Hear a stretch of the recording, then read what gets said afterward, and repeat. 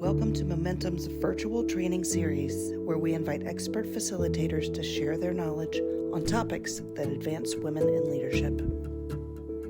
Welcome to our virtual training here with Momentum Leaders. Our guest today is Christine Roberts. She is an amazing woman, and I could go on and on about her and all her accomplishments. She has her own business as a consultant and as a coach, and it is Create Your Best Life. Am I correct on that? Make sure I said That's that right. correct. Create your best life at home and at And work. she is What we all just want. well, she's dynamic with everything that she does. I'm looking forward to what she has to share with us today. And I want to thank our sponsors for making this available for every one of us that are on this call today. And if you are interested in ever being a helper, a part of what we do here with Momentum and being a sponsor, we would love to talk to you about that. But I would like for Christine just to go ahead and let you just take over and have the most amount of time here. So welcome, Excellent. Christine. I just want to say good morning, and it's so great to be here, first of all. And today we're going to discuss 3 simple steps to bring out the best in others. I mean, who doesn't want to do that? But before we dive in, I want to mention that your presence here is no coincidence. And I like to say that every time I present to anyone or any organizations. The fact that you're here tells me that you're a winner. It tells me that you want to grow, learn, and be better. And it's not a coincidence. There's going to be something that you hear that resonates, something that, is information that will positively impact your life. So stay engaged, stay connected, try to focus. I know that it's hard when we got lots of tabs open, but I'm excited to share with you some of these ideas. So, first, the 3 things that we're going to talk about, the principles, ultimately bringing the best out of others, is to ask questions, engage in warm conversation. We're going to talk about that. Active listening, focus on behavior. So, focusing on catching people doing things right. And a lot of these things sound really intuitive, but believe it or not, there's there's a lot of times that we don't. And I'll talk to you a little bit about that, share a little bit about that. So, just to provide a little bit of background on me, I'm originally from Rochester, New York, so I'm a damn Yankee. Don't hold that against me. I married a man from Dublin, Georgia, so I am a transplant Georgia peach. I've been here a long time. Throughout my career, I've managed multi-million dollar regions of the country, traveled the U.S., worked with a wider range of organizations from Fortune 500 companies to small private firms, franchises, healthcare, government agencies. I mean, that's one of the things, the benefits of this aging process. I've done a lot of stuff, but I've always been passionate about personal development, leadership, psychology, and I've coached and spoken for years. In fact, I wrote a book called Inspirational Mind Food, and about 12 years ago, I met the president of the John Maxwell Company.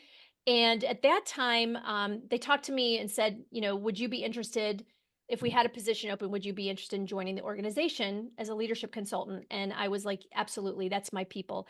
So I worked there as a leadership consultant for a number of years. And then after about 4 or 5 years, I had the opportunity to work for Disney and their advisory group. So I worked in the division where we took the Disney approach to culture and helped companies apply it in their business.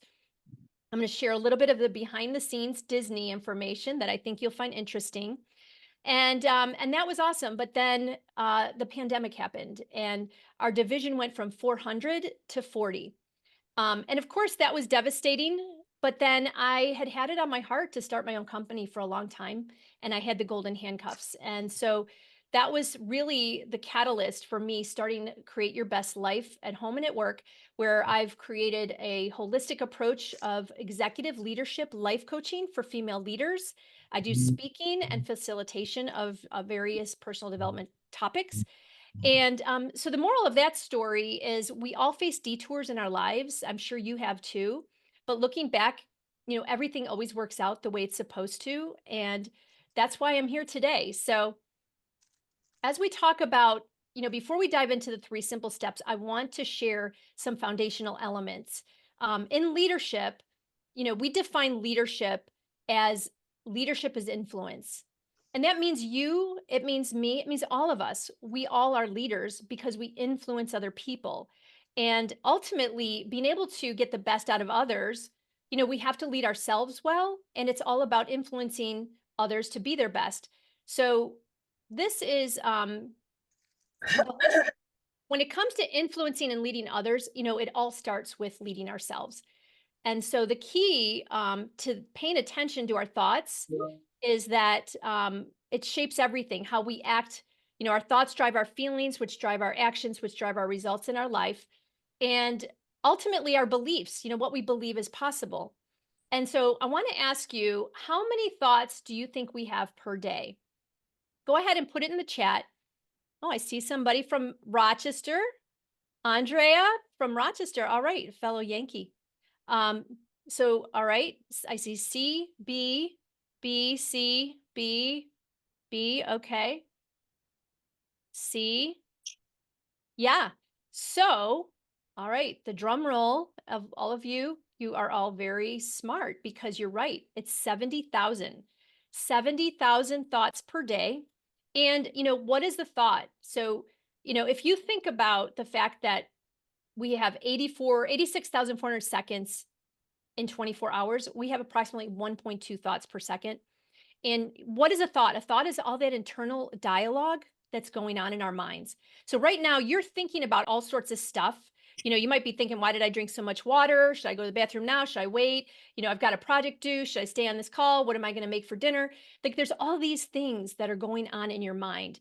And what we say to ourselves determines how we feel, again, how we act, and ultimately the results in our lives.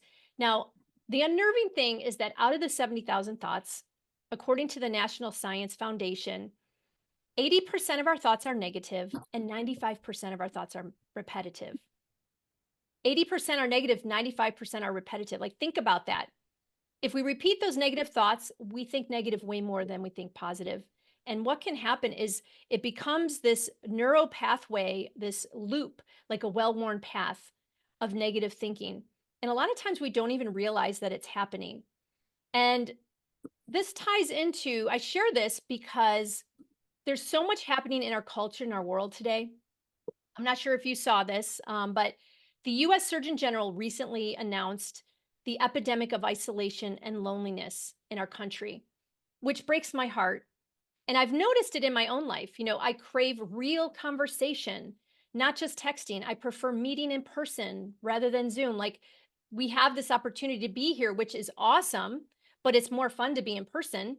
I want to be fully present when I'm talking to someone without the distraction of phones. And I strive to do the same for others. And so ultimately, what do we all want? When you think about that connection, what is it that we all want ultimately? Does anybody want to just put a few things in the chat? What do you think that you want and I want in this world? True happiness, success, yep. Stability, growth, peace of mind. Love it. Purpose, be valued. Yeah. Fulfillment. This is the root of a lot of those things. Generational wealth, would love that. Yeah, all of those things, right? When it comes to getting the best out of others and ourselves, ultimately, it's to feel seen, to feel heard, to know that we matter, right? I mean, the epidemic of isolation and loneliness kind of ties back to that. And so there's this saying, no one cares how much you know until they know how much you care. So when you think in terms of influence, that is really what we want to do to get the best out of others. We want to be able to see someone, help them to know that they're heard, that they matter.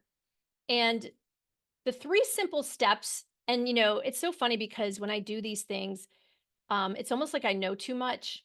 And all of this, like positive psychology and personal development, all that, there's so many things that all kind of blend into other things and lead into other things. So a lot of times it's really hard trying to distill down, simple things for something like this. But this is this is three components that are really key. So to communicate with impact, build stronger relationships as well as influence others, whether it's a customer or colleague, asking questions, active listening, and focusing on behavior are key elements. And so when you are, I went to a women's event, I don't know, maybe 6, 8 months ago, and there was a professor there named Heather Holloman, and this is her book, and it's called The Six Conversations. And what she talked about was four mindsets for connection. Four mindsets for connection, which is be curious, believe the best in others, express concern, and share your life. So those are the elements for warm connection with someone. And I think that this is really interesting because I don't know, like a lot of times when I get around situations, and I can be guilty of this as well. Um, it's like conversation ends up going to like complaining, right? And believing the worst in a lot of situations. So having this shift is so key in connecting with others and getting the best out of others. And when you think about being curious, it's really about asking questions. Um, this is a graphic, a diagram from Dale Carnegie, which some of you, I'm not sure if you know who Dale Carnegie is. He was around a long time ago, wrote a book like How to Win Friends and Influence People. And this is a visual like picture to stimulate the, asking questions. Um, and so when you think about, your home, asking someone about their home, where they're from, what would cause them to move, where do they like to travel, what's their favorite place, why is that, how many family members, do you have brothers or sisters, what kind of sports do you play, and what got you interested in that? This is a really great visual to help picture in your mind because we remember things in pictures. So it's like picturing a house with an airplane flying over it, with a kid playing in the yard, kicking a soccer ball. Like if you picture that, it's really helpful when we're in situations to have conversation because sometimes I don't know about you, but if you've ever gone to like a networking event and or even with colleagues or even with your family, it's like creating conversation sometimes can feel daunting, like, oh, what do I talk about? In fact, one time my husband and I were at a restaurant waiting for our table. And so we were standing at the bar having, a glass of wine, and there was these young men there and they were, probably in their early 20s. And then on the other side of the bar were these young ladies that were, similar age, and these young guys were wanting to talk to those girls. Like I could see it. And I couldn't help, the thing is too, when you're a mom, you can ask questions to these young folks. And I said, hey, why don't you guys go talk to those girls? And the one kid said, oh, I mean, what do we say? And I said, just go ask her questions, introduce yourself, ask her, ask her about, her, where she's from or what she likes to do. And it was just really funny because these guys had no clue about asking questions and being interested. So being curious about others is really a key component. And these are the different types of questions. So fact finding, these tend to be closed questions to establish facts. And this again ties into our business life and our personal life. How many staff do you have? What's the best road to take from here? So fact finding questions. There's clarifying questions. Am I right in saying? You rephrase things so you understand better. And we're going to dig into these a little bit more here in the listening component. Developmental questions. These increase the amount of information that you gather. So can you expand on that? Could you give me more examples? Testing questions, and these are used to assess a person's position and are usually closed questions. So like, is that important to you? What is your reaction to that? And then leading questions, this is where you give the other person the answer in your question or the answer that you want from them. So like all our customers prefer this option. Would you like it as well? So in your business, sometimes that's a really good way to position things. And so the QBQ, which is similar to the other, the question of the clarifying questions, QBQ stands for question behind the question. And when you're talking to someone, when you're in conversation and you ask someone a question about their home or about their business. The QBQ is the question that you ask about motivation. So, for example, if you say, "Oh, so how long?" Say for example, Darla, "How long have you been working with Momentum?" And Darla might say, "I've been here for however many years." And I would say, "Well, what got you interested in joining Momentum?" And then maybe she tells me why. And then I say, "Well, did something happen that inspired you to do that, like in your background?" So it's asking the question behind the question for the motivation. And that is really a key element to getting to know someone, that whole being curious, believing the best, sharing yourself, expressing concern. And that ties into the active listening piece. So, in my business, for what I do, so I work with female leaders within organizations, again, coaching, and we have a program where it's coaching group sessions and then an online component with micro learning video coaching sessions. And that is really what everyone wants. When I talk to women, so many times they just want to be heard. And as a coach, my role is to be there to listen, to observe, co-create with that person, ask them good questions, and the ahas that happen are incredible. But it's that active listening. We speak at around 100 to 125 words per minute, and we think at about 500 words per minute. And so the main issue and most common barrier to effective listening is mentally preparing our answer while the other person is speaking. Does anybody else do that? It's really hard to sit and just listen and like be quiet while someone speaks. Because if we are silent, attentive, and perceptive, we can tune into the speaker's gesture, subtle meaning in inner feelings, and unstated messages. The key factor about listening actively is that it's an active, not a passive process. So, like, listening is actually a process. And this means you have to put some effort into listening. Just being aware of the sheer difficulty of listening and noticing the differences between hearing and active listening will take us part of the way. So, when we concentrate on what's being said and the meaning, it stops us from actually listening and our thoughts stray. Who here feels like they're a good listener? Or is there anyone here? How would you rate yourself for listening on a scale of 1 to 10? 10 is you're on fire, and we all got to work on it. So 5, 8, 8, 8.5, 9, not awesome. I love it. Yeah. I mean, that is so important. And of course, I'm not shocked that you all have higher than average scores for yourself. Um, but encouragement.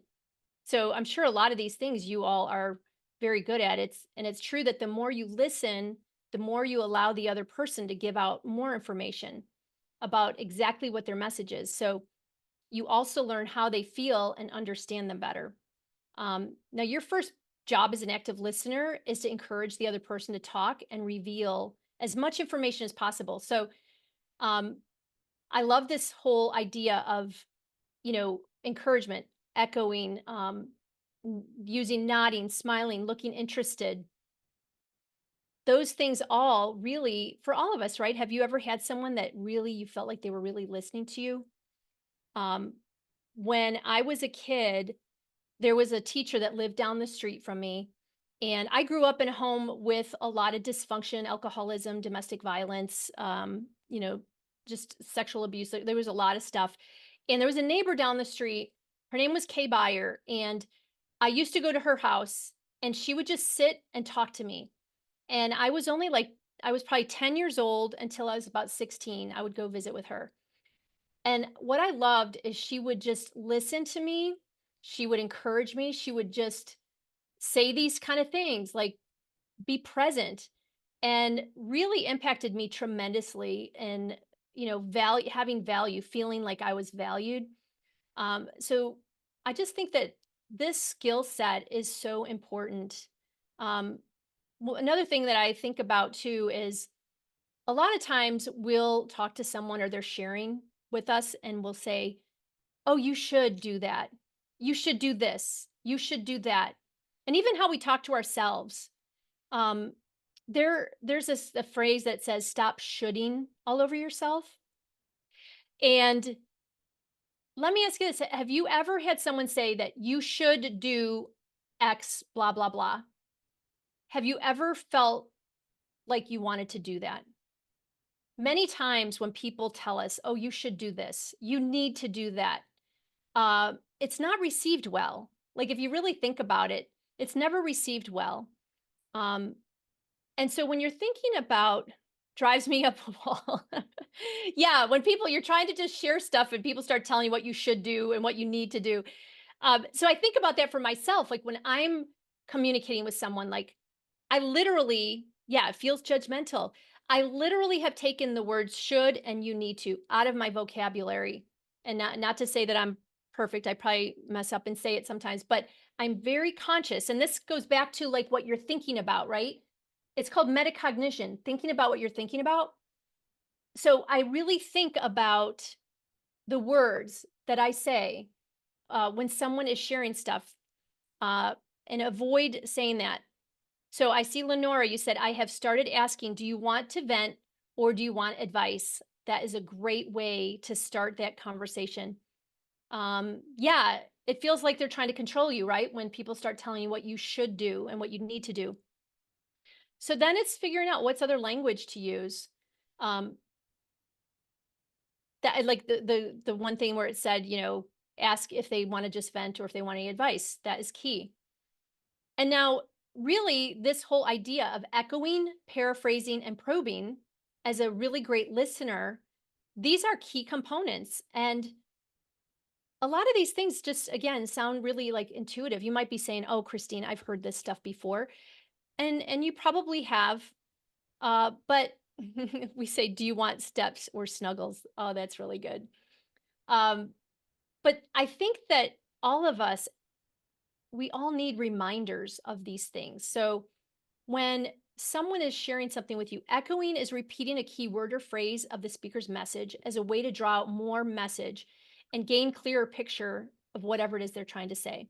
Echoing works like little sparks, hardly noticed by the speaker, but they help ignite the vague and unknown elements of a message into specifics, really good, well-defined details.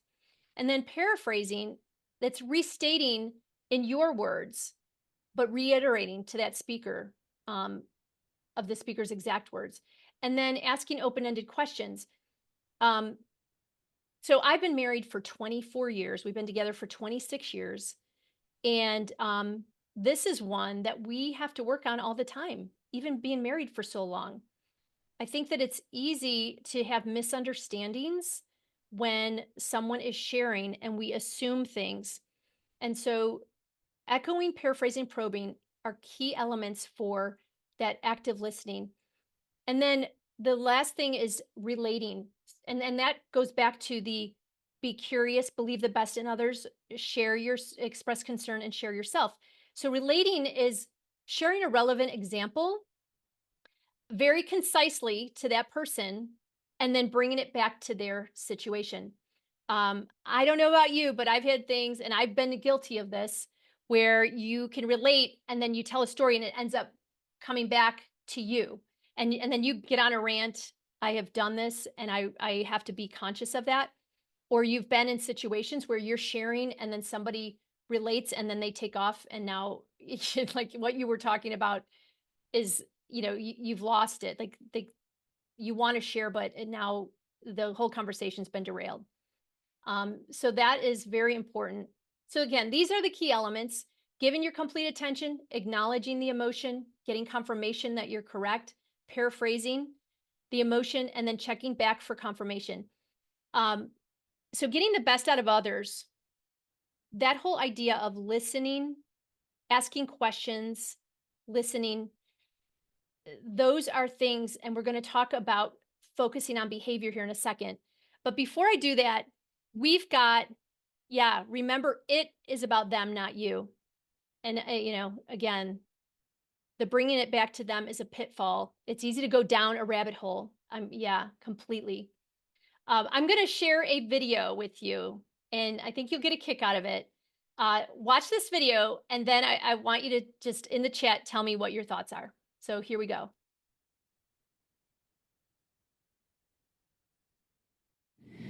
It's just, there's all this pressure, you know? And sometimes it feels like it's right up on me, and I can just feel it, like literally feel it in my head, and it's relentless. And I don't know if it's going to stop. I mean, that's the thing that scares me the most, is that I don't know if it's ever going to stop. Yeah. Well, you do have a nail in your head. It is not about the nail.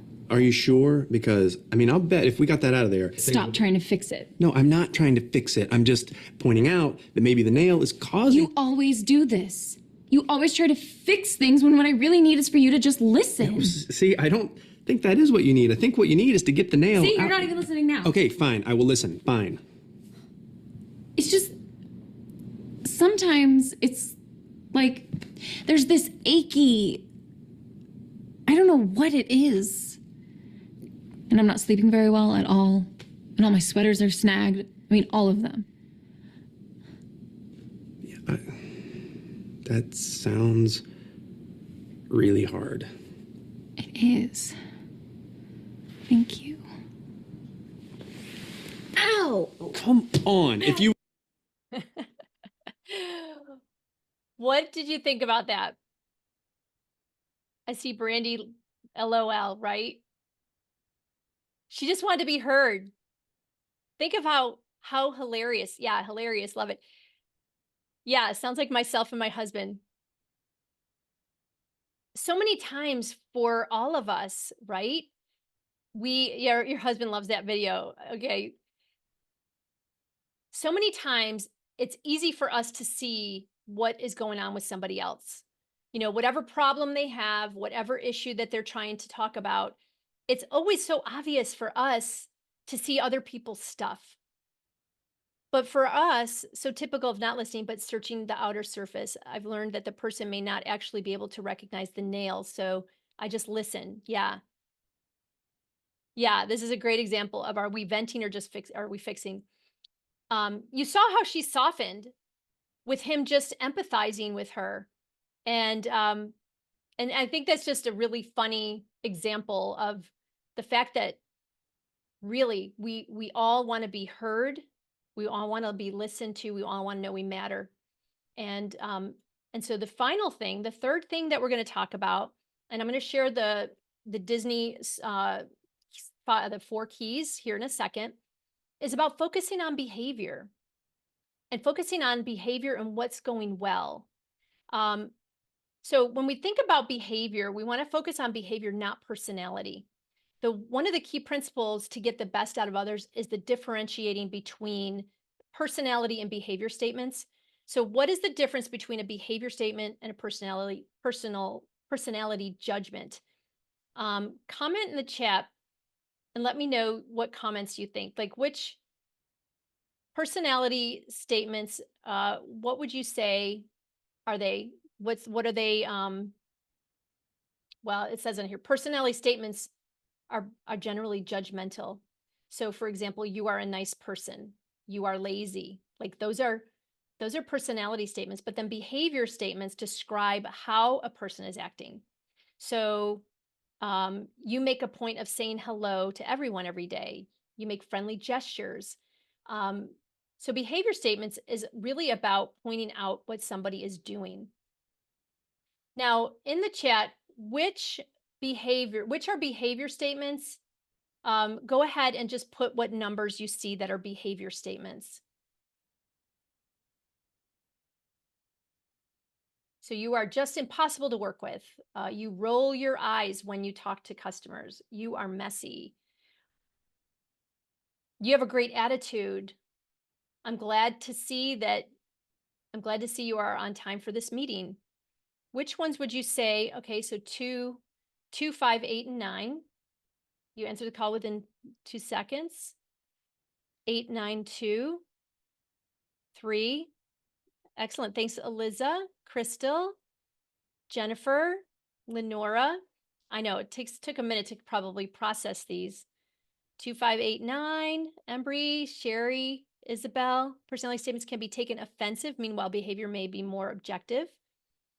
Thank you. Thank you so much for all of the interaction. You all are awesome. Yeah. All right. Well, let's take a look. Let's take a look.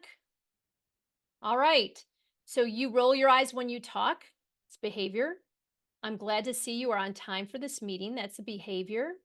You answered the call within 2 seconds. You were unavailable for calls for 3 minutes. So 2, 5, 8, and 9, for those of you who put that, yep, looks like just about everybody had the correct answer. So excellent job.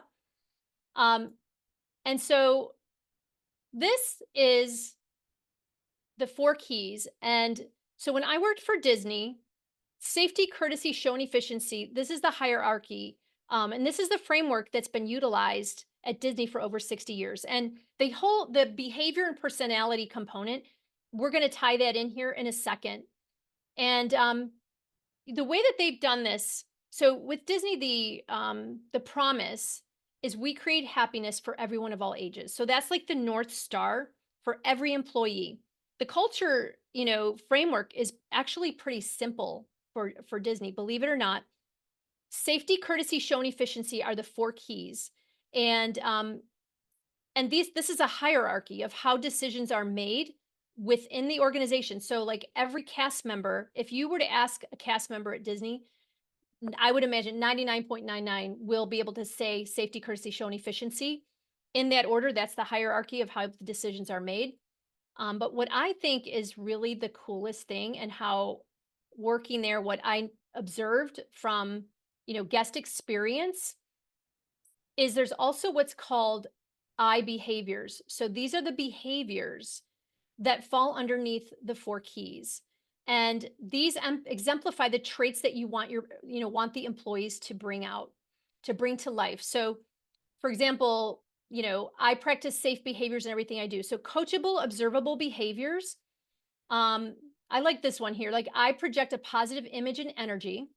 I am courteous and respectful to guests of all ages. I go above and beyond to exceed guest expectations. And, show is about I stay in character and perform my role in the show. So that's just how people look, when they're in their costumes. I'm sure my area is show ready at all times. So if you've ever been to Disney, and Disney's not perfect by any stretch of the imagination. I don't know if you are a Disney person, but I know Disney's very proud with investing to go there. But everybody picks up trash. Like, that is something that is a very big thing in the organization. So what I think is interesting, and how people know what is expected, are these components, but it goes even deeper than that. So for example, I project a positive image and energy. Well, what does that mean? A lot of times people can have different interpretations. Sometimes courtesy to someone might be just not being rude. So I project a positive image and energy. I smile. I'm approachable and make eye contact. Greet, welcome, and thank all guests. I'm courteous and respectful. So these are very specific things that people, this is what this means to be courteous. And what is so great about that is people know what these things mean. And leadership is always talking about catching people doing it right. So when they see somebody do something right, like a guest, they go and help a guest, and the leader will say, "Hey, I saw how you went up to that guest and you greeted them, and you were smiling, you made eye contact, and you brought happiness to them." When you're pointing out the positive things for people, they will do more of that. And I'd also like to just say, for you in your life, I bet there was someone that saw something in you in your life. somebody saw a gift that you have or something that you're good at. When we do that, we do more of that. And it's so important to point these things out because many times we can just focus on what people are not doing. In fact, one time I was meeting with the CEO of an organization and we were talking about this framework and having coachable, observable behaviors and having clarity and all that. And he said something along the lines of, oh, good, now I can, then I'll be able to, I don't remember his words, but the spirit of what he said was like, he'll be able to catch people doing things wrong. And it was like, no, that is not what this is about. It's about catching people doing things right. And if you think about even with our families, with our children, when you when you see what they're doing right and they've got giftedness and you pour belief into them, you get so much more out of that person. Like, that's just such a key thing. I was telling you the story about, the teacher up the street that poured belief into me and, just made me feel important and pointed out the things I was good at. And that is a skill set to get the best out of others. Does anyone here, can anyone, and you could just say, give a thumbs up or say yes. Has anyone had people that recognized your gifts or said something? So Vulcan calls those a near miss when the drivers report them and they get acknowledged and sometimes rewarded. Okay, Laura, Eliza, yeah. I mean, that's key. A lot of times when you're good at stuff, even when, if you think about in terms of your giftedness and what you're good at, a lot of times we don't even realize it because it comes easy to you. I bet there's things that you are really great at and you don't even know it. So for us as leaders to point out and recognize that in others is so important. And that's how we get the best out of others, is recognizing and really making it a point to always know, like always be giving that encouragement. I was at a leadership event and there was a woman, it was actually in hospitality. And she was a leader of other, of a staff. And so she implemented like the questions, being curious. So she had in her notes, she had her different people that she worked with. And then she said she would ask 3 questions every day of people and make a little note about it so she could follow up with them. So she was very intentional around that. She was very intentional about finding the things that people were good at and making sure to give compliments. Like she had a certain, I forget how many it was, but like to give 5 compliments per day for different people and point those things out. And so in order for us to get the best out of others, that is another key thing to do. So now does anyone here know who Simon Sinek is? Simon Sinek is an author and a speaker, and he had one of the #1, it might not still be, but in a TED Talk, he had one of the most viewed TED Talks in history. I'm not sure if it's still that way, but I got to be his speaker host for an event and, got to hang out with him and his assistant, which he's really awesome.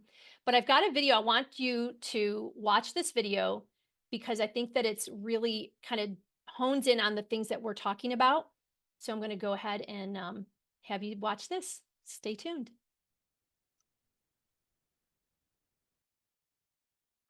I'll tell you a true story. A few months ago, I stayed at the Four Seasons in Las Vegas. It is a wonderful hotel. And the reason it's a wonderful hotel is not because of the fancy beds. Any hotel can go and buy a fancy bed. The reason it's a wonderful hotel is because of the people who work there. If you walk past somebody at the Four Seasons and they say hello to you, you get the feeling that they actually wanted to say hello to you. It's not that somebody told them that you have to say hello to all the customers, say hello to all the guests, right? You actually feel that they care. Now, in their lobby, they have a coffee stand. And one afternoon, I went to buy a cup of coffee, and there was a barista by the name of Noah who was serving me. Noah was fantastic. He was friendly and fun, and he was engaging with me, and I had so much fun buying a cup of coffee, I actually think I gave 100% tip, right? He was wonderful. So as is my nature, I asked Noah, do you like your job? And without skipping a beat, Noah says, I love my job. And so I followed up. I said, what is it that the Four Seasons is doing that would make you say to me, I love my job? And without skipping a beat, Noah said, throughout the day, managers will walk past me and ask me how I'm doing, if there's anything that I need to do my job better. He said, not just my manager, any manager. And then he said something magical. He says, I also work at Caesar's Palace.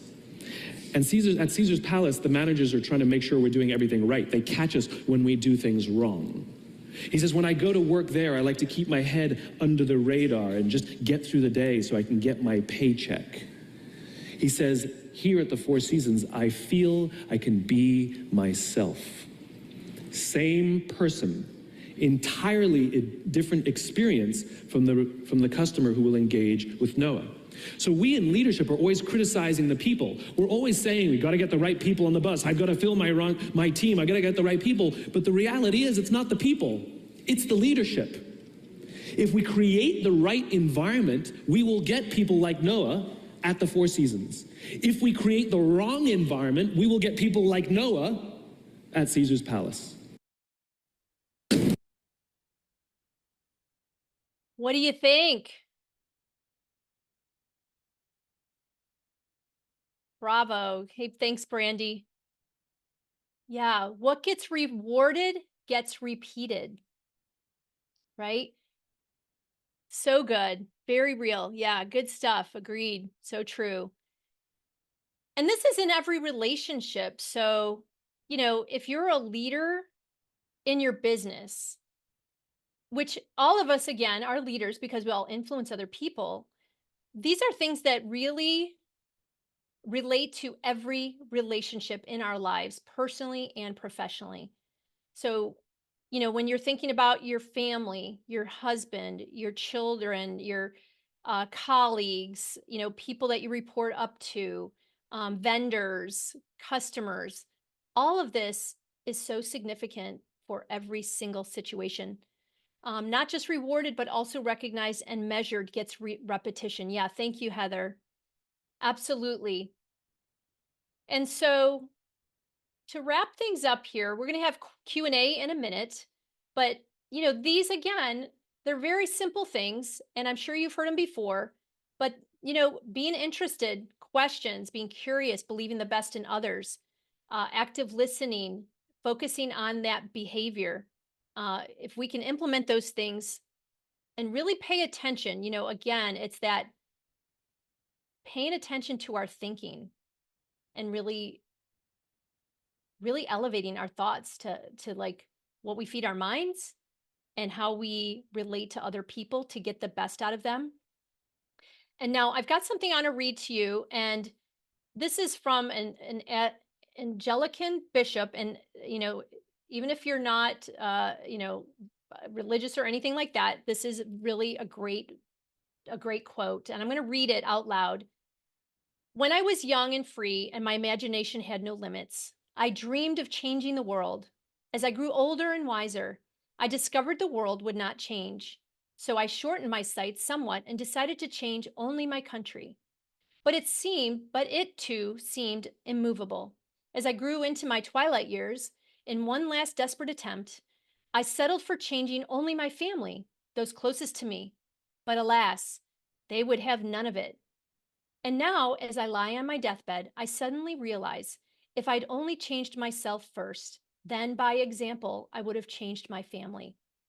From their inspiration and encouragement, I would then have been able to better my country. And who knows, I may have even changed the world.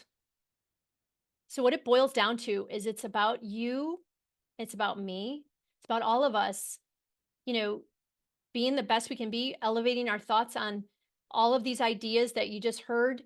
And when we improve in our communication and how we connect with people, ultimately, we will change the world. You will change the world by doing all these things. And so now I want to tie things up. We've got, the four things really that you can do is asking questions, listening, focusing on behavior, and then share these ideas with others. And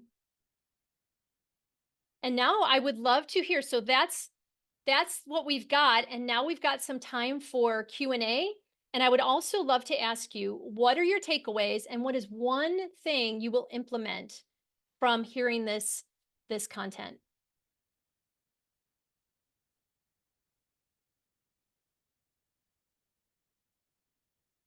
Who's got some questions? Who's going to be the first person to ask a question or share what your takeaway was or what you're going to implement? Being better with your listening skills. Oh, thank you, Darla. Yeah. So for me, and I appreciate everything you said today. I've been taking a ton of notes. This is also great.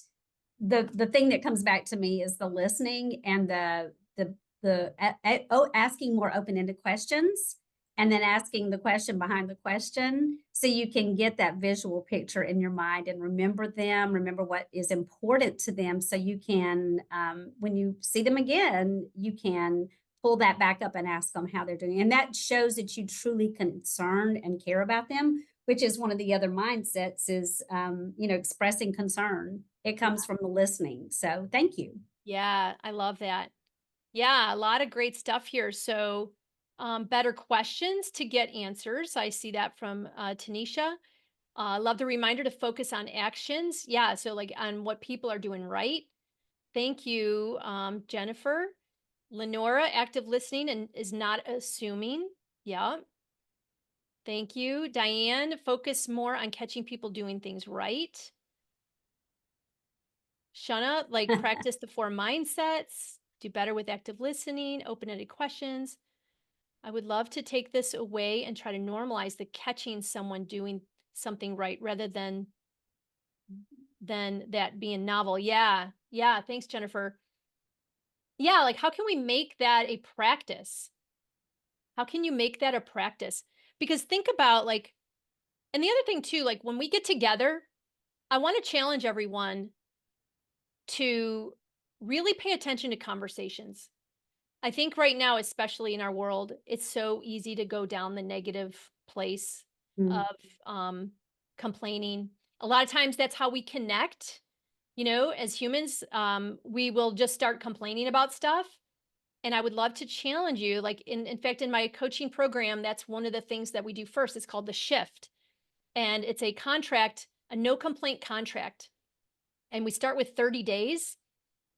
And it's amazing because I thought I like to think I'm a positive person, but I'm really not. Like when I started paying attention to how much I was complaining about stupid stuff, and it never makes you feel good, right? When you get together.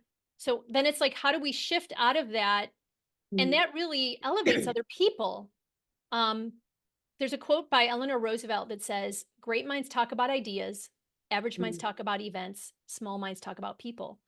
And so like focusing on positive behavior, positive things. I love that. What Lenore remembered and brought out was stop shooting so much, and use that on ourselves, not just when we're talking to other people, but especially to ourselves, and give ourselves some grace too. Yeah, exactly. That's the first person to give yourself grace. The internal dialogue, I mentioned to the 70,000 thoughts per day. I want you to stop listening to yourself and start talking to yourself. Stop listening to yourself and start talking to yourself, because many times, all that negative thought loop, we can be in a negative state of that thought loop and not even realize it. So yeah, absolutely not shooting yourself, especially. Implement is to point out the positive in others, better listening and ask questions, repeat what they said. Thank you, Sherry. Don't fix before listening. It's not about trying to manipulate or change others, it's about truly caring about others. Thank you, Stephanie. I love it. Thank you so much for all of the comments. Instead of should or need to, what other words could we substitute? So the way that sometimes what I'll say, I'll ask people, what do you think you should do?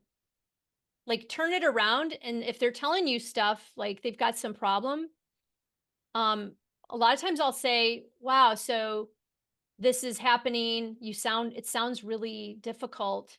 What are you thinking? Like, what do you think you'll do about it? And turning it around. Or if it is a situation where, somebody says, well, what should I do? I will say something like, something to consider is blah, blah, blah. That worked for me one time. Or like those are some different terms that I'll use. And that's a way to share if somebody's asking you for advice without telling them you need to, you should. Um, is that helpful, Embry? Isabel, I see echoing and paraphrasing during conversations to make the most of out of each interaction. Rhonda, leading by example, changing my actions instead of trying to fix others. Oh my gosh, so true. Listen, I look back on my life, and when I try to fix other people, that's like the biggest waste of time. It's like I've spent so much time trying to fix me. And something else that resonated with me is I can't change my ancestors. So like, when you think about how you are, I can't change my ancestors, like family members, things that have happened, but I can change me in a positive way to positively impact my descendants. So it's like if you have things in your family that, you look back and there's different patterns, you be the change agent, and you have everything in you to be the best you can be today, better than you were tomorrow, that positively impacts your descendants. So I love that. Love that. Thank you for sharing that. Yes. Well, everyone, is there any other questions or thoughts? Everyone, you have all been amazing, and I'm sad that I haven't been able to see your faces, but I love all the interaction on the chat. Thank you for engaging. Makes me feel a little better because I'm sitting here in my office with me and my dog. So yeah, so if anyone, I work with organizations and female leaders. Again, executive leadership life coaching is a holistic approach.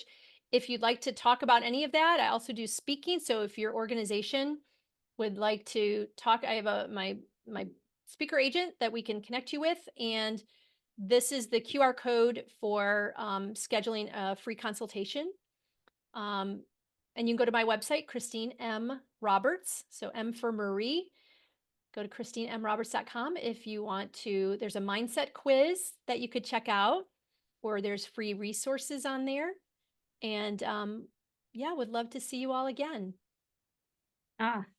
Thank you so, so much for everything today, Christine. And I love all of the feedback, everything that's been going on in the chat. This is super engaging today. And yes, there will be a recording on our website and our YouTube channel as well. And we just want to thank you for helping us to understand how we can be better leaders. That's what we do here, and try to help and empower other women to take the thoughts that we've had today and take action items as they are leading other people in their companies, their organizations, their community, their own family.